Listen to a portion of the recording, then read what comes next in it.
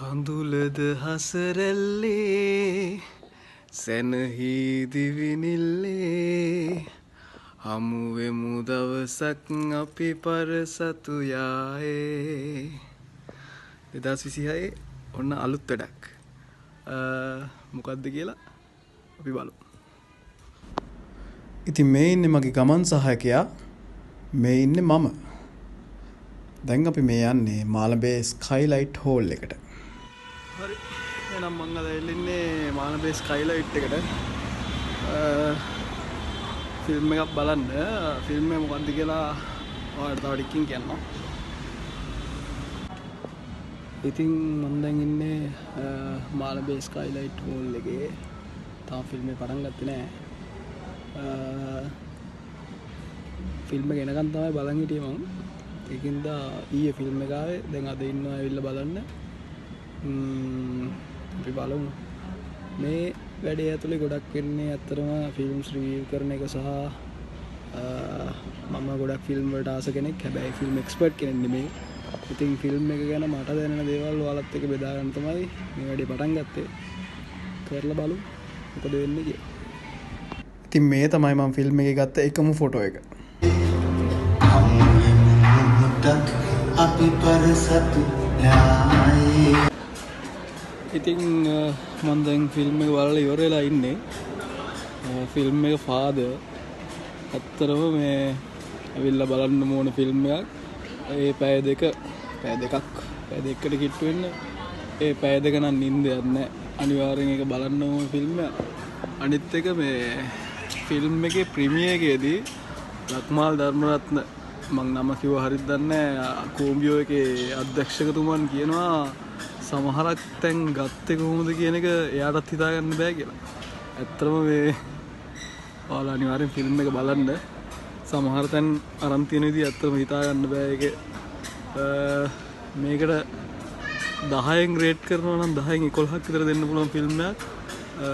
සමහරක් ෆිල්ම් තියෙනවා අපි බලාපොරොත්තු වෙලා එන දේවල් ඇතුළේ නැති වෙන්න පුළුවන්. එහෙම දෙයක් නැහැ. ඔයා බලාපොරොත්තු වෙලා එනවා නම් දෙයක් ඒ දේ අනිවාර්යෙන් මේ ෆිල්ම් එක ඇතුලේ තියෙනවා. අනිවාර්යෙන් බලන්න ඕන ෆිල්ම් එකක්. ඉතින් බලන්න කියන හැමෝටම ආරාධනා කරනවා. ෆාදර් වීඩියෝ කෑල්ල නැහැ. ඇවිල්ලා බලන්න. හරි. ඔන්න එහෙනම් ෆිල්ම් හෝල් එකෙන් ස්ටුඩියෝ එකට මගේ ස්ටුඩියෝ එකේ HQ එක. ෆිල්ම් එක ඇත්තටම කියනවා නම් මේ ෆිල්ම් එක සුපිරියක් ඇත්තටම බලන්න වටින ෆිල්ම් එකක්. මම දන්නේ මම ෆිල්ම් මොස්තාර් කෙනෙක් නෙමෙයි. කලින් කිව්වත් වගේ මම නාට්‍යකාරයෙකුත් නෙමෙයි. චිත්‍රපටිකාරයෙකුත් නෙමෙයි. ඒක අපේ භාෂාව. මම සංගීතකාරයෙක්. ඇත්තටම ෆිල්ම් එක ගැන ගත්තොත් එහෙම ෆිල්ම් එකේ මුල ඉඳන් අන්තිම වෙනකන් සංගීතකාරයෙක් විදිහට මට ඒ සංගීතේ නම් මාර විදිහට දැනුණා. ඇත්තටම චාමරවීරසිංහගේ සින්දුව ඇත්තට මේකේ වෙන දෙයක් තිබ්බා. ෆිල්ම් එකේ කතා කරන්න ඕන දේවල් ගොඩක් ඒ සින්දුව ඇතුලෙන් ඇහුණා. මියුසික් කරපු කට්ටියට ඇත්තටම ෆිල්ම් එක කරපු කට්ටියට සැලුට්. අනිත් එක කාලෙකින් සුපිරි කාස්ට් එකක් දැක්කා. අපි වාලම්පුරි ෆිල්ම් එකෙත් ඒ වගේ කාස්ට් එකක් දැක්කා. ඇත්තටම ඊට වඩා තරුණ සෙට් එකක් සුපිරි කාස්ට් එකක් කියලා කියන්න පුළුවන්. ඇත්තටම මේ ප්‍රධාන චරිතේ පූජන ඒක නියමයි. ඒක ඇත්තටම මං හිතන්නේ ගම්පහ ඒ චරිතේ එයාට ඒ චරිතයට සාධාරණයක් කරන්න පුළුවන් වුණා කියලා මං හිතනවා. දැන් කියවන්න එපා බලන කට්ටිය මේ ඇටෙන් පොත්තෙන් එනෙවුම් තව ඇටෙන් පොත්තෙන් එනෙවුම් මොනවාද මේ ගැන දන්නේ. ඇත්තටම මහා ගොඩක් දන්නේ නැහැ. ෆිල්ම් එක බලලා තමයි ගොඩක් දේවල් දැනගත්තේ. ඒ ෆිල්ම් එක බලන්න කලින් ටිකක් දේවල් හොයලා ගියත් ෆිල්ම් එක බැලුවට පස්සේ තමයි ගොඩක් දේවල් දැනගත්තේ. ඇත්තටම මේ චරිතයට සෑහෙන සාධාරණයක් කරලා තිබ්බා. ෆිල්ම් එකේ අන්තිමටත් පණිවිඩයක් දෙනවා.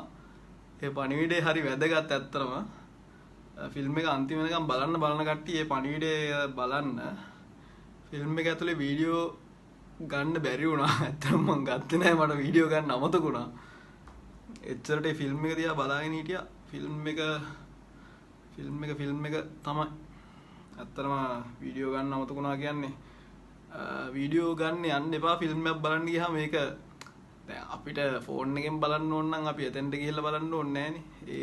ඒ ෆීලිං එක ඒ වෙලාවේ ගන්න. මම බැලුවේ මාළඹේ ස්කයිලයිට් එකේ. ඇත්තටම බජට් ෆ්‍රෙන්ඩ්ලි ෆිල්ම් හෝල් එකක්.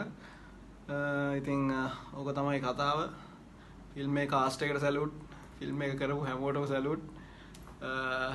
තව මේ වගේ ෆිල්ම් එකක් ඉස්සරහට කරන්න කියලා මේ යෝජනාවකුත් එක්ක අනික මේ රජ කතා වලින් බැහැර ලංකාවේ වෙන ෆිල්ම් ටික ඇත්තටම මාර ලස්සනයි.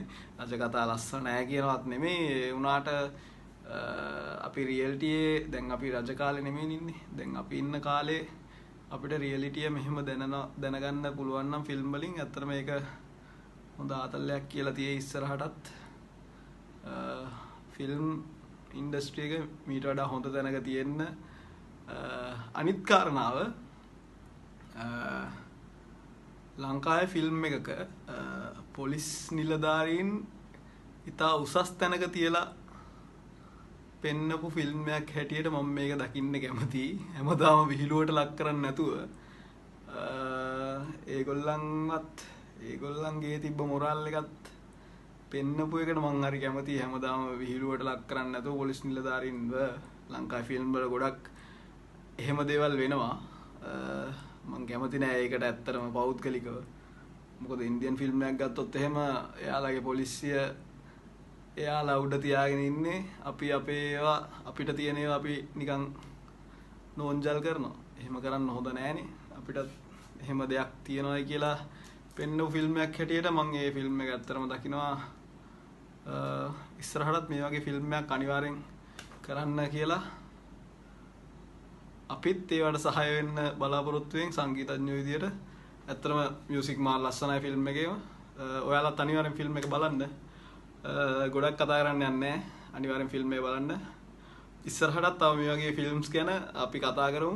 ඔයාලට දැනෙන දේවල් කමෙන්ට් එකක් දාගෙන යන්න. මම මට හිතන දේවල් කියන්නම්. පේජ් එක සබ්ස්ක්‍රයිබ් කරන් යන්න. channel එක සබ්ස්ක්‍රයිබ් කරන් යන්න. පේජ් එක ෆලෝ කරන් යන්න. ඔක්කොම පැටලෙනවා ෆිල්ම් එක ඇත්තටම මාර ලස්සනින් තා. ඕකේ එහෙනම් තව වීඩියෝ එකකින් හම්බෙමු. ජය වේවා.